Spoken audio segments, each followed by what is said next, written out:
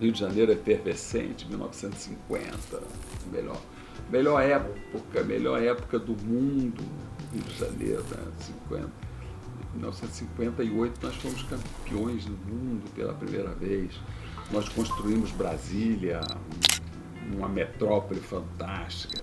Eu sou da geração do Pelé, do Garrincha, do Didi, então eu sou um homem privilegiado. Né? Eu sou da geração de Chico Buarque de Holanda, Caetano, Gil, Gal. Mas não foi sempre assim, essa felicidade. Nós caminhamos de pau de arara, viemos para cá.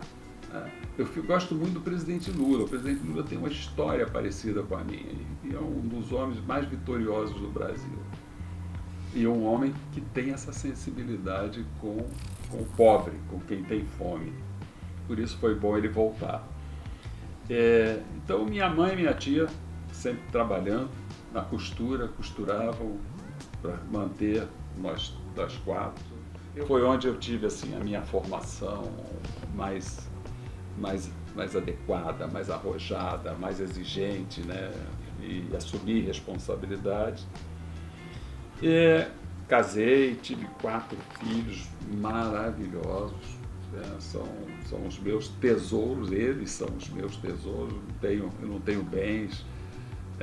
Aliás, eu tenho bens, eu tenho 2 imóveis. Eu comprei com ação de indenização que eu movi contra o Ministério Público, que me injuriou, do Rio de Janeiro, comprei um apartamento, e com outra da Globo, que também me injuriou, TV Globo, me pagou quase R$500 mil de indenização, e eu comprei outro apartamento. São os bens que eu tenho hoje.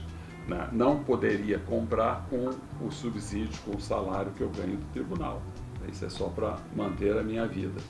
Mas os meus bens foi dado pela TV Globo e pelo Ministério Público do Rio de Janeiro. Né? Deram indenizações por danos morais, porque me injuriavam, porque não concordam que eu seja aquilo que eu sou. Lei 1199, né?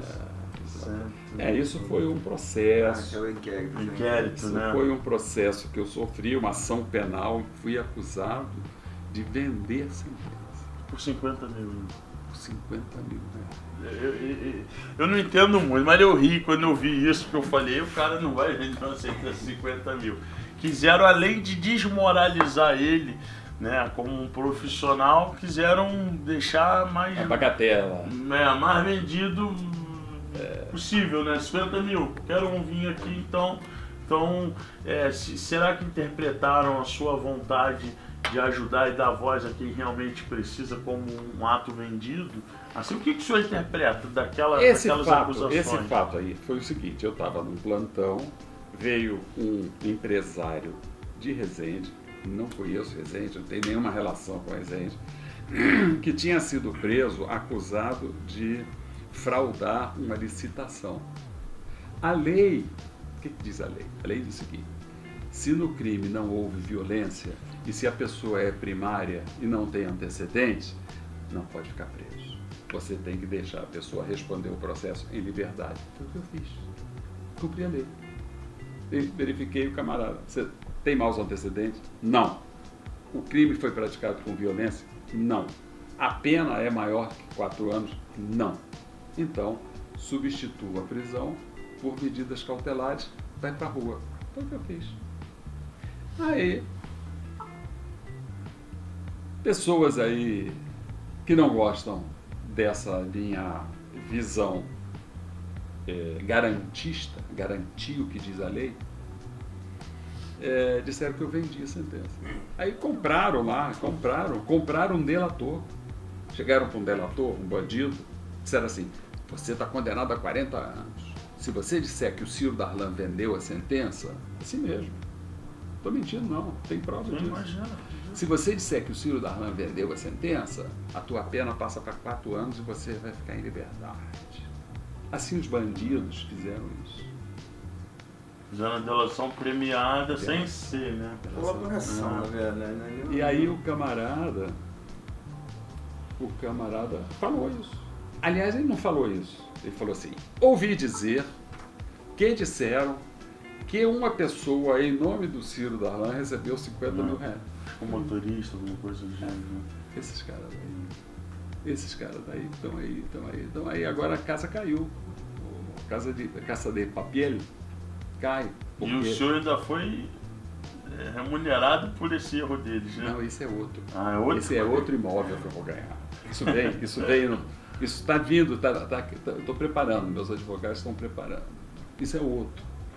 E o senhor, quando o senhor se depara com situações como essa, o senhor com um cargo hoje de desembargador, um cargo de muito poder, né? E as pessoas nem imaginam que uma pessoa tão poderosa pode sofrer injustiça, né? Porque o senhor é a própria justiça, né? Para o senhor, qual o sentimento que o senhor tem de ver o cargo tão poderoso que o senhor tem e sofrer uma injustiça? Como é que o senhor interpreta isso como a própria lei e a própria cobrança de cada sentença que o senhor defere? Prenderam o presidente Lula sem ter prova, sem ter cometido crime nenhum. Compraram um juiz bandido. Esse juiz prendeu o presidente da República durante mais de um ano, quase 2 anos. Impediram que ele fosse candidato a presidente da República em 2018 para elegerem isso que nós tivemos aí, 5 anos de sofrimento do povo brasileiro. E agora a verdade apareceu, surgiu. Então, se fazem isso com pessoas muito mais poderosas, que eu não sou poderoso, eu tenho um poder que eu tenho que usar em favor dos que não têm poder. O senhor deixou claramente agora há pouco que o senhor tem um carinho, um apreço pelo presidente Lula, pelo atual presidente do nosso país. E o senhor, né, fez uma demonstração que o governo do ex-presidente Jair Bolsonaro não foi um governo satisfatório, quando o senhor disse que foram 4 anos aí que o país viveu de uma forma não bacana. O que o senhor viu na presidência do Jair Bolsonaro que não agradou a população em si, não deu voz? Por exemplo, algumas implantações como ele fez do próprio CAC, né, a facilidade de um cidadão comprar uma arma de fogo. O senhor interpreta isso como algo perigoso para a sociedade ou algo que, peraí, eu acho que o cidadão de bem ele precisa ter uma arma de fogo, ele precisa se proteger? Aonde o senhor vê direcionado a essa questão do CAC, né, do colecionador, atirador e... Vamos lá, vamos pela questão do CAC. Nunca morreram tantas mulheres assassinadas como no governo Bolsonaro por feminicídio. Por quê? Porque a arma ficou fácil. Se você tiver uma arma no seu carro e você tem um camarada que faz uma barbeiragem, corta em cima corta a sua caminhada, se você tiver uma arma, você vai ter um comportamento. Se você não tiver arma, o comportamento é outro. Então a arma nunca foi solução de problema, ela é o problema. A arma que nós temos que ter é a arma do diálogo, do debate, da discussão. Você encontrar um camarada violento à sua frente, você vai discutir com ele e vai até se agarrar com ele para medir suas forças. Mas se você tiver com a arma, não tem esse debate, você vai matar o cara, você vai morrer. Então, arma nunca foi solução para nada. Nem como esporte, desculpa só lhe interromper. Mas sim. Como esporte, por exemplo, eu sou atirador profissional, eu pratico o esporte de tiro esportivo 3 vezes por semana. Se a arma ficar lá no clube de tiros e você chegar lá e pegar a sua arma, eu acho válido, acho que é um esporte. Sim. É um esporte. Não tem nenhum problema. Você não pode andar armado, você não pode armar a população. Isso é uma coisa. Isso é o mínimo.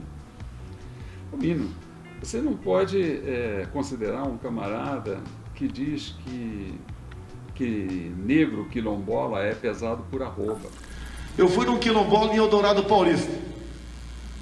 Olha, o afrodescendente mais leve lá pesava 7 arrobas. Eu acho que nem para procriadores serve mais. Não respeita o negro. Você não pode ter um presidente da República que diz que teve 3 filhos e teve uma fraquejada e nasceu uma mulher. Você não respeita a mulher. Eu falei o quê? Eu fui com meus 3 filhos. Ah, foram 4, outros foi também, foram 4. Eu tenho um quinto também.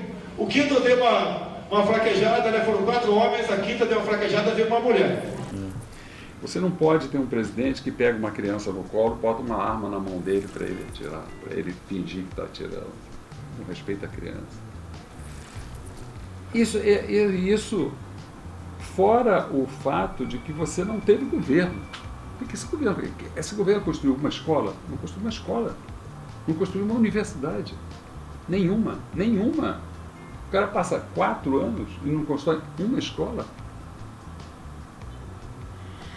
Enfim, isso para ficar no pouco, né? Porque não teve governo, o camarada não trabalhava, o camarada ficava na rede social fazendo mentira, fazendo fake news.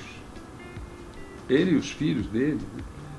Então, eu prefiro falar das coisas boas que o Lula fez, o camarada pobre, o camarada que nasceu da pobreza, conhece a pobreza, conhece a fome.